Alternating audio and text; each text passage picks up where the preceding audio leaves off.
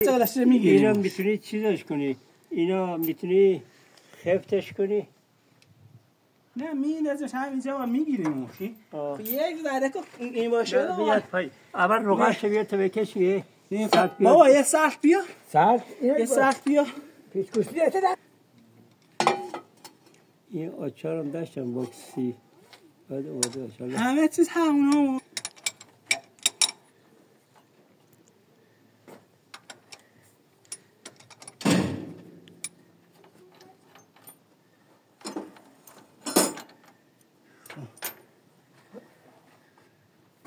دیگه چند خواهد؟ برای کجا؟ به اون تخلیه مار روغن، لوله روغن.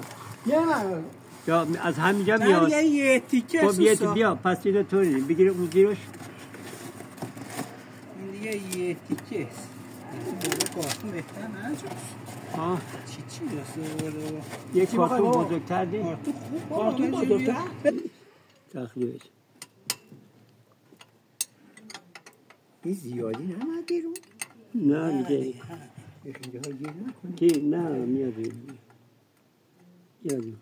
این حالا یه جفت بود که بخواد با بنگ وسطش بیاد بیاد. یه چیز بزرگتر باید باشه تا چیزی که روغنه. بابا یه کارتون بزرگتر نیست. یه کارتون هم کارتون بیا بره اون پشت. یه بره دست عجله باش برد. یه کمچه اینشو نه بذار زیرش بسید تو همون کاغذ را بگی دوستا بپاد. نه طوری نه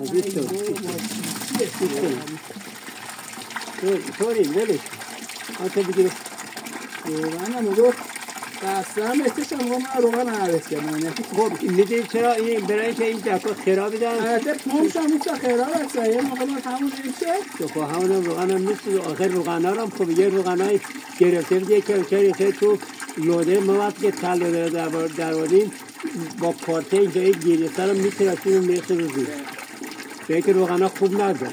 اعتماد روغن خوب نرسید. اون روغن موتور شعبه دون کرده روغن موتور شما 200 ساعت باکو اشکا که کنه 200 شده دیگه اینا که میخواستن این 20 من قلومش کرده بیدم دیگه عوض نکرده دیگه دسته ولش کن 20 تا ولش اما فریه خواهیم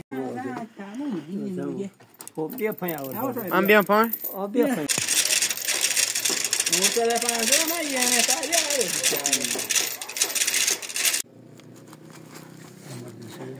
این داشت در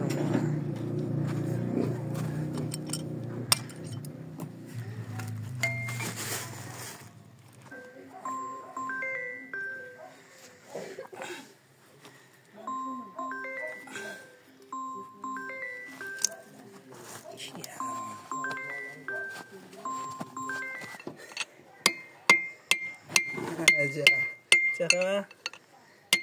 خوبی؟ قرونه ها حالا دیگه یه 10 تا بالا پایین یه بک نمونه همیشه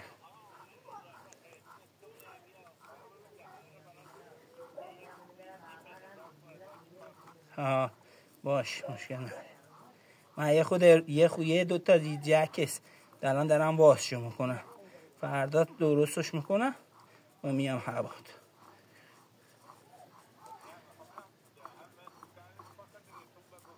باش پاکت که 3 متره 3 متره ها